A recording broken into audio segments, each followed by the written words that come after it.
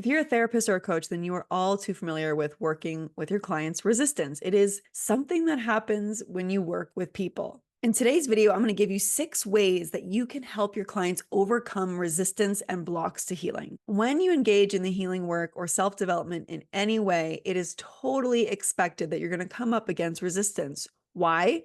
Because as you move closer and closer and closer to the source of your pain, your anxiety, or your fear, your protective mechanisms are going to jump in and say, no thanks. And it might sound like, what if things change? What if I can't handle it? What if I learn things about myself that I don't like? What if all of my fears come true? Therapists, coaches, and practitioners have a unique opportunity to work with clients' resistance and help them understand it instead of fear it or letting it be a hindrance to the healing process. But to do that, practitioners need to understand how to work with that resistance. So I'm first going to start by talking about where resistance comes from and why clients experience it. Then I'm going to share with you 6 key strategies that practitioners can use to help clients work with resistance and move beyond it. First, what is resistance? Resistance is a doorway, but it feels like a wall when you're working with clients. Resistance is the experience of avoiding, shying away from, or fearing certain aspects of the healing process. And depending on the circumstances or the past experiences, some clients might even start feeling resistant to the idea of healing altogether. And as a somatic-based practitioner, I see everything through the lens of the body-mind connection. So in response to this fear of healing and this fear of changing, the brain and body work together to build a wall to keep us from moving in a specific direction, thinking that they're protecting us from danger, harm, pain, discomfort, disappointment, the list goes on. And while resistance looks and feels like a fortress wall, it is actually a doorway, because resistance shows us where our clients still feel the most vulnerable. It shows us where their pain resides, where their fear lives, and where they still struggle to trust that they can truly be safe in the world. So in short, resistance is a protective mechanism. And by working with this protective mechanism, your clients can find deeper levels of healing than they previously believed was even possible. And to help them get there, we need to start by helping our clients build the very skills that they need to work with that resistance. So let's dive into the 6 strategies to help clients work with resistance. First, normalize the resistance for your clients. As both the practitioner and the client, it's easy to view resistance as a problem to overcome. We think we need to climb over the roadblock to fight it or to find an alternate route to go around it altogether. But resistance is a completely normal part of change, especially when you're inviting your clients into work that feels vulnerable, unfamiliar, or uncomfortable. So reframing resistance as a normal part of the healing process helps it feel less frustrating for both you and your clients. And when resistance shows up during a session with a client, don't view it as a sign that you or your client are doing something wrong. Instead, take it as a sign that you're moving in the right direction, because resistance often shows up the most when you're moving towards something that actually needs the most love and attention. So remind your clients that resistance is nothing to feel ashamed of or afraid of, and that the resistance and fear are safe to be in the room with you. Have them literally invite the resistance or the fear or the protective mechanism into the therapy session with you. Strategy number 2 to work with resistance is greeting the resistance with compassion. Yes, encountering resistance can feel frustrating for the client or for you as the practitioner, but it exists for a reason: to keep us safe from perceived dangers. So greeting this resistance with compassion, understanding, and even gratitude can go a really long way in helping that fearful, avoidant, protective part of our clients to feel safer and more trusting in the healing process. Something that I frequently ask my clients when a protective part comes up in the healing work is, what is right about this part? What is right about this protective mechanism? How does it believe that it's helping you right now? When you know you need to process that grief or trauma, but you freeze up or you want to avoid the work, what is right about that protective mechanism? How does it believe it's helping you? And what my clients often find is, oh, it doesn't want me to feel that pain because it believes that that pain is so overwhelming that I won't be able to handle it. So when you can normalize the resistance, actually greet it with compassion and understanding, it helps your clients to stop seeing the resistance as evidence that they're doing healing wrong and they just can't let go. And by approaching the resistance, the protective mechanisms with gentleness, you can begin to help this part soften, trust, and slowly discover what lives beyond these fears. Strategy number 3 to working with resistance: don't try to push past the resistance. According to author, educator, and speaker Stephen Covey, change happens at the speed of trust. So to really help our clients, we have to be willing to let them set the pace for their own healing journeys. We have to allow the healing to happen at the pace of the body.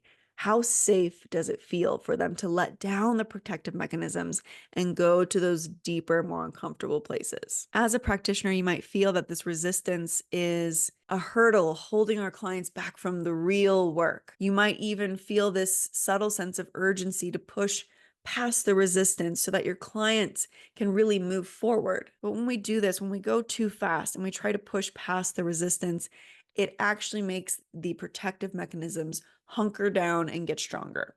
Because, like we've heard from our guy Carl Jung, what we resist persists. So remember, resistance is not an inconvenience or a hindrance to the healing process. It's a central part of it.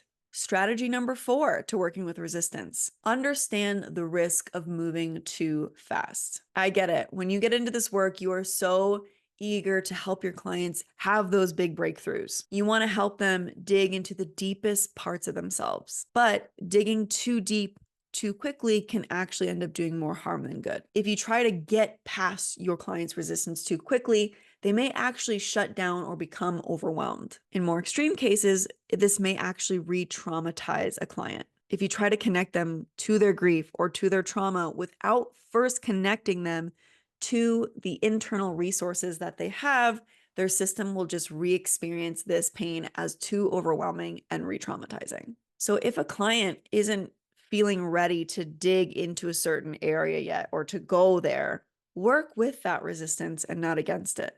Strategy number 5 to working with resistance: view resistance as valuable information. I want you to say it over and over and over again. Resistance is information. Resistance is information.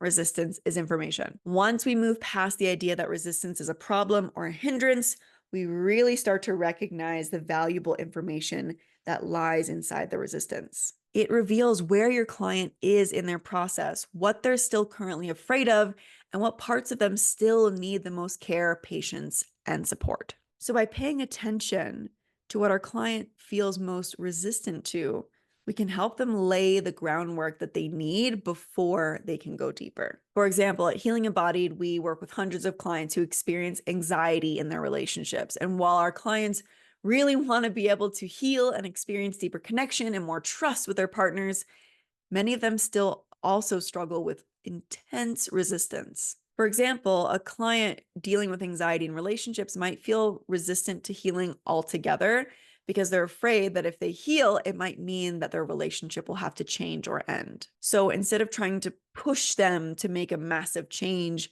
we invite them to get curious about their fear of the change. Why is the idea of change in your relationship so scary? Why is the idea and the fear of loss so intense? Maybe they have a fear of having to break up with their partner, which lets us know that the client deeply values the relationship and lets us know that our client has a really big aversion to experiencing loss or grief. So we first work with our client's resistance around this instead of jumping right into, okay, let's feel the fear of loss and grief. We help them to first identify the protective mechanisms that are coming up. So by just taking a closer look at the nature of the resistance, we can immediately understand more about what our clients fear and what they value, what they're terrified of, and what is so deeply important to them. And this information, this insight helps us meet our clients where they're at and develop a tailored approach to them. And finally, strategy number 6.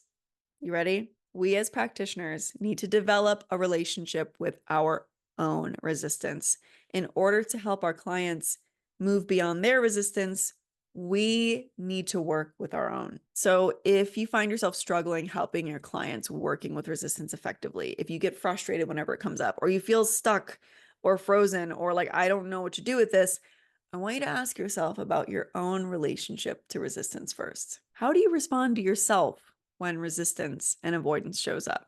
Do you get frustrated with yourself? Do you try to push it down or shove it away? Do you shame yourself for not being healed enough or past this already? Being with resistance without trying to ignore it or rush past it requires a lot of courage, patience, and the ability to tolerate the discomfort. And to effectively help your clients do this, we have to start by cultivating our own capacity to be with these things. Then you embody this sense of safety around resistance. And when your client brings it to you, you can meet it fully, deeply with presence, love, curiosity, and understanding. At Healing Embodied, we help clients and practitioners alike befriend this resistance, seeing it as a portal that can allow you to access deeper layers of healing, connection, love, and joy that exists.